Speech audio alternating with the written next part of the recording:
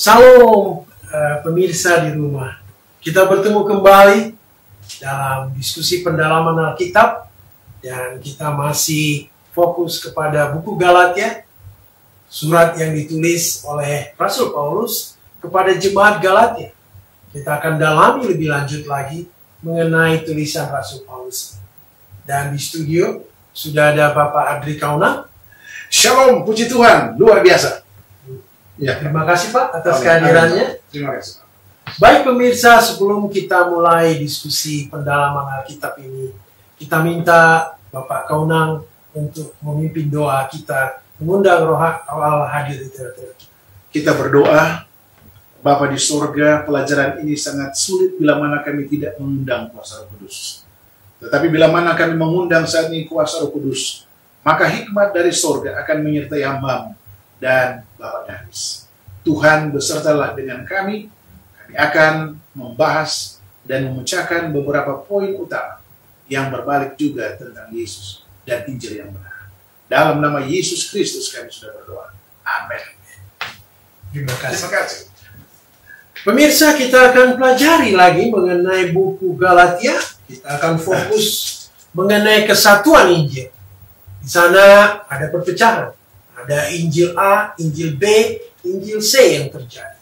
Dan Paulus mengingatkan kepada jemaat itu bahwa hanya ada satu Injil yang perlu dikenalkan kepada semua masyarakat pada saat itu.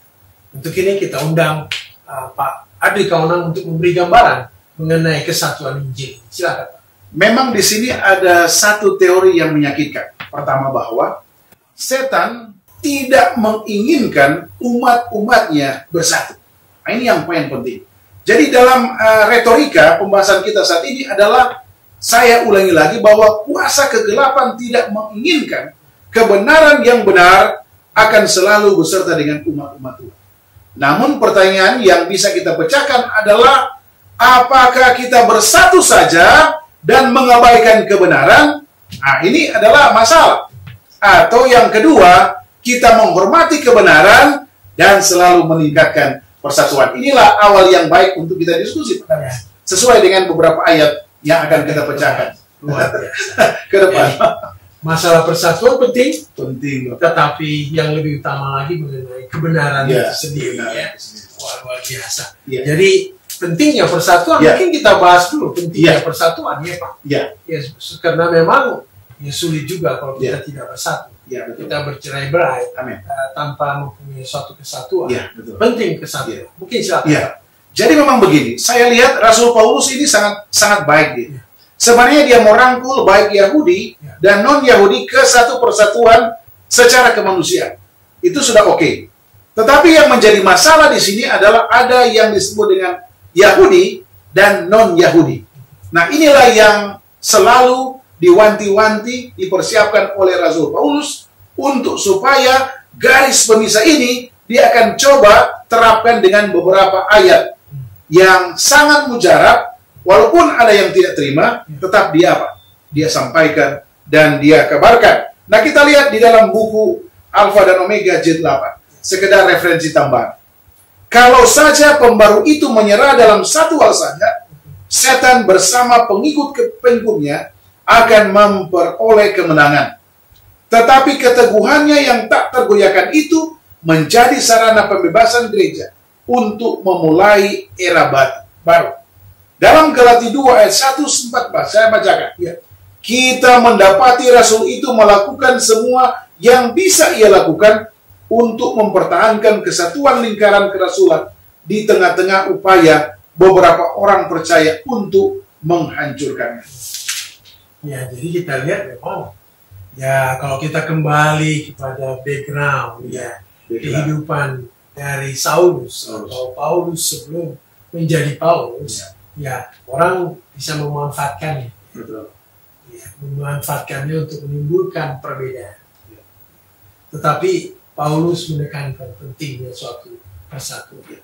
Siapapun background, apapun latar belakang dari seseorang, dia ingin menjadi suatu lingkaran kesatuan untuk memang menyongsong kedatangan Tuhan, untuk mengabarkan Injil, mengabarkan kebenaran, perlu ada persatuan. Walaupun mungkin kalau zaman sekarang, apakah pendidikan tinggi, pendidikan rendah, ataupun latar belakangnya dari mana saja, perlu ada kesatuan.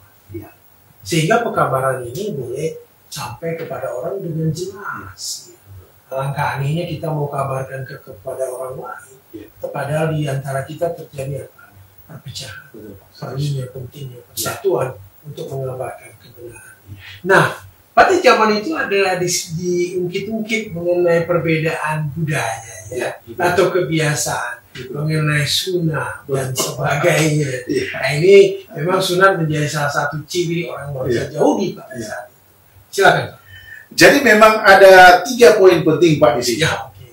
Saya selalu katakan dasar utamanya sebenarnya kebaikan yang dimaksudkan oleh Rasul Paulus ini tertuang di dalam buku 1 Korintus pasal 1 ayat 10 sampai 13. Ada 4 hal ini. Kalau saja 4 hal ini sudah diterima dengan baik oleh kaum A atau kaum B, orang Yahudi atau non-Yahudi, selesai Injil ini. Tidak perlu lama-lama. Tidak perlu ada 12 pelajaran ke depan. Saya akan uraikan satu-satu. Hei kawan-kawan yang Yahudi dan non-Yahudi, mari kita seia sekata. Aplikasi bagi kita saat ini adalah Injil ini sebenarnya hanya bersumber kepada Yesus. Yohanes 3:16 contohnya, kalau kita seia sekata tidak ada A, B, C, D, golongan apapun, karena yang kita lihat adalah Yesus Kristus. Yang kedua adalah tak ada perpecahan. Kalau metode Yohanes 3:16 kita sudah buat opini saya, opini gereja ini, maka timbul perpecahan. Yang berikut adalah bersatu. Artinya bahwa bukan bersatu secara negatif, tetapi mari kita legowo untuk menurunkan mindset kita, cara berpikir kita bahwa di atas segala-galanya adalah Injil. Nah, di atas segala-galanya dalam Injil itu adalah Yesus Kristus. Dan yang terakhir adalah sehati sepikir. Enak sekali kan Pak? Oh, dikatakan di dalam buku Galati pasal 1 ayat 1 dikatakan, dari Rasul Paulus seorang rasul dan sebagainya. Menggambarkan bahwa dia mewakili Yesus untuk membawakan kabar baik. Yang kita lihat bukan Rasul Paulusnya, tetapi good news tentang Jesus Christ, Yesus Kristus. Ini Pak. Nah, kalau di bawahnya pelajaran yang kedua dan ketiga adalah memang inilah ideologi manusia.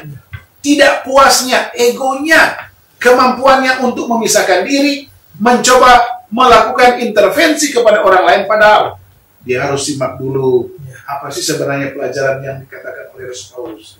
Kalau itu benar tentang Yesus, ngapain lagi kita mencoba dobrak? Dan yang terakhir dikatakan di dalam buku The Epistle to the Galati, dikatakan bahwa Kristus akan terbagi-bagi dan semua energi yang telah dikorbankan oleh Paulus dan yang diharapkan untuk dia korbankan untuk menginjili dunia, bukan Yahudi, akan sia-sia. Mengapa Pak? Karena waktunya hanya mengurus masalah. Hanya mengurus masalah, bukan menyampaikan siapa Yesus itu. Bukan mengobrak-abrik tentang sunat, hukum-hukum Taurat. Bagaimana Pak? Saya ilustrasikan Pak. Habis. Bagaimana kita baca hukum Taurat terus, padahal kita tidak mampu untuk menyelesaikan apa yang kita katakan. Nah, oke, itu yang saya coba uraikan secara sederhana tentang 3 bagian penting tentang pentingnya persatuan. Sepertinya intinya adalah kalau kita memang utamakan Injil, seharusnya tidak ada perbedaan lagi. Ini yang seharusnya seperti yang dikabarkan oleh Rasul Paulus. Tetapi kadang-kadang kita menginterpretasikan pribadi-pribadi mengenai Injil, sehingga malah menonjolkan perbedaan-perbedaan, bukan persamaan-persamaan. Padahal ini buku Injil hanyalah satu. Ya, seharusnya kita satu di dalam pekabaran ini. Betul. Salam. Kami dari ASI Jakarta ingin mengajak saudara-saudari bergabung dengan organisasi ASI Jakarta. ASI adalah singkatan dari Adventist Layman Service and Industry. Adalah sebuah organisasi resmi yang dibentuk oleh Gereja Advent sedunia. Sebagai sarana untuk kita orang awam, apakah profesi saudara sebagai pengusaha, pegawai, profesional, trainer, pengacara, accountant, dokter, maupun perawat, untuk bersama-sama mendukung dan ikut aktif dalam mengabarkan kabar baik di dunia usaha dimanapun profesi Anda masing-masing. Di ASI ini, kita dapat juga berbagi pengalaman pada sesama. Bagaimana pekabaran ini dapat sampai kepada orang lain. Dan kita dapat juga membagikan kepada sesama dan komunitas kita. Perkembangan dunia usaha, pelatihan, kesempatan usaha. Sehingga kemajuan dan peluang usaha dapat dibahas bersama untuk kemajuan anggota ASI.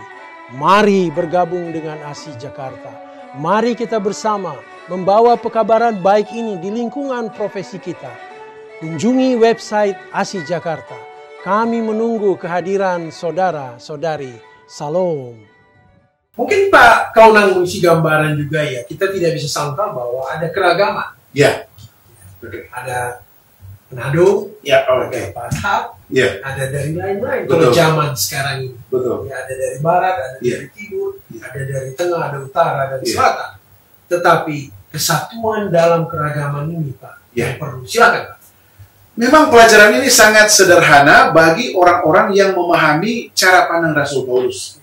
Memang kalau kita pecahkan tentang kata sunat ini, Pak, Perjanjian Baru sudah katakan seperti itu. Dalam buku Kejadian 17, ayat 1-22, dikatakan bahwa Ibrahim harus melakukan hal itu. Kata Allah. Dan orang-orang yang ada di sekitar Ibrahim ini harus melakukan hal itu. Nah, kalau tidak melakukan itu adalah apa? Akan mengalami kematian. Tetapi kita lihat poin yang lebih luar biasa. Dalam buku Galati tentang sunat.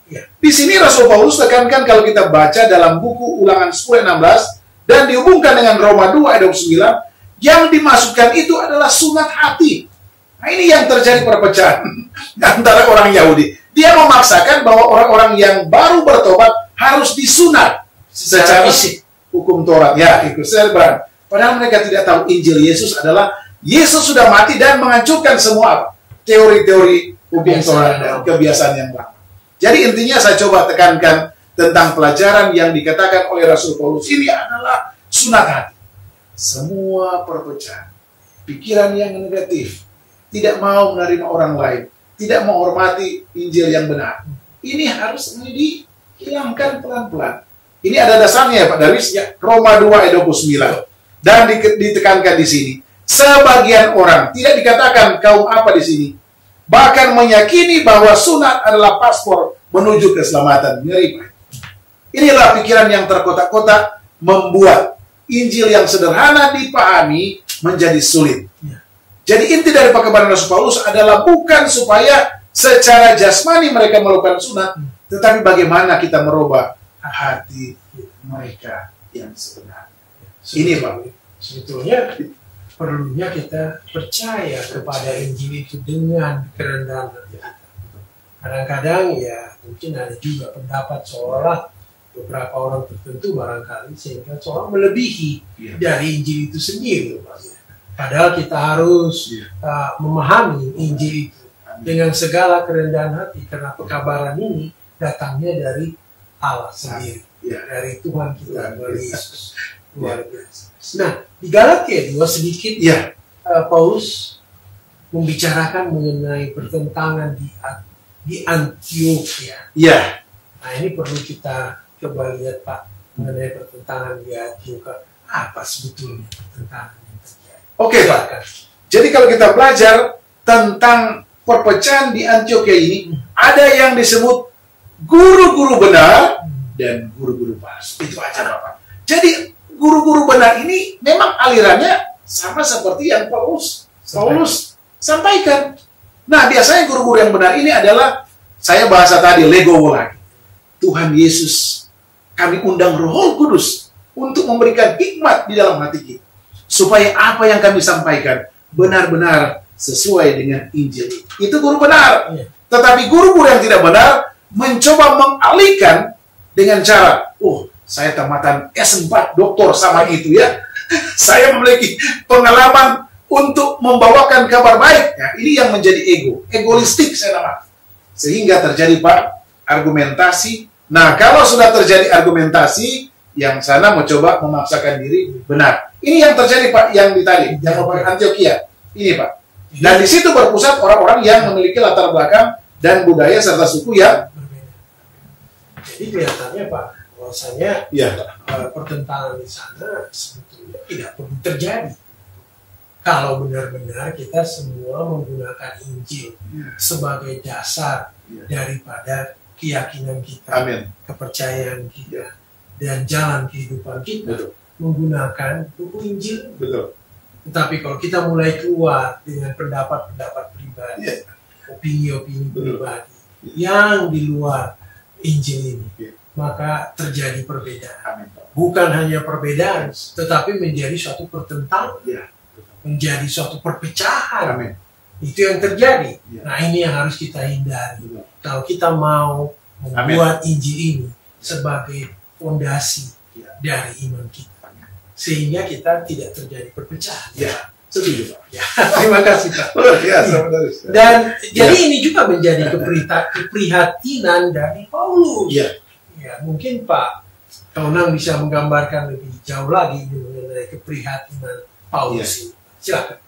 Oke, jadi kalau kita lihat di sini ada hal yang sangat serius yang selalu diucapkan oleh Rasul Paulus. Di dalam buku Galati 3 ayat 28, Kolose 3 ayat 11 dikatakan, tetapi Kristus adalah semua. Nah, ditambahkan lebih jauh dalam buku Galati 2 ayat 14, saya akan bacakan. Jika engkau seorang Yahudi, hidup secara kafir, dan bukan secara Yahudi, bagaimanakah engkau dapat memaksa saudara-saudara yang tidak bersunat untuk hidup secara Yahudi? Hidup secara orang Yahudi dapat lebih harafiah diterjemahkan mengyahudikan. Nah, di sini begini, Pak. Topik kita adalah keprihatinan Rasul Paulus. Ada orang Yahudi mau coba menjadi orang non-Yahudi. Kadang-kadang ada orang Yahudi tetapi memaksakan kehendak memasuki non-Yahudi. Nah, kita lihat ada cerita tentang Kefas di sini. Dia taat terhadap modeling Yahudi, tetapi dia coba makan bersama-sama, bergaul bersama-sama dengan orang non-Yahudi. Pada saat Rasul Paulus melihat, wah, dia berbalik lagi. Pada saat orang benar yang lain melihat, dia berbalik lagi. Jadi istilah ini ada gray area, abu-abu. Pelajaran bagi kita saat ini adalah, mari kita tunjukkan yang benar. Baik Yahudi atau non-Yahudi, kita jangan bermain di gray area. Kalau Yahudi, pusatkan kepada Yesus. Non-Yahudi diselamatkan untuk pusatkan kepada Yesus. Nah, saya selalu ulang-ulangi bahwa tulisan Rasul Paulus dalam bentuk surat ini adalah menggambarkan satu toleransi teologi yang mudah dipahami. Artinya bahwa tidak ada lagi yang bisa kita hebatkan saat ini. Oh, si golongan A, golongan Apostolos, Apolos, golongan Kefas, golongan Nos. Tidak ada seperti itu.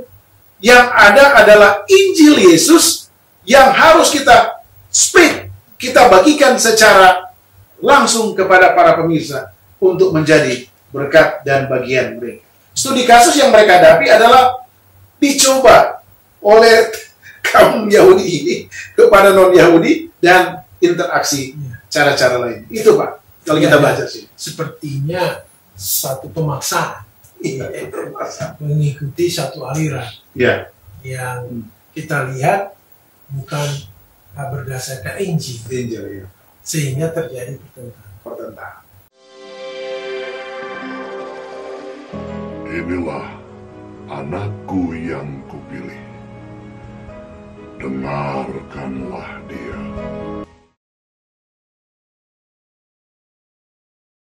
Salam pemirsa, kami dari ASI Jakarta mengundang semua anggota ASI Jakarta untuk berpartisipasi dalam memberikan pekabaran ini kepada semua orang.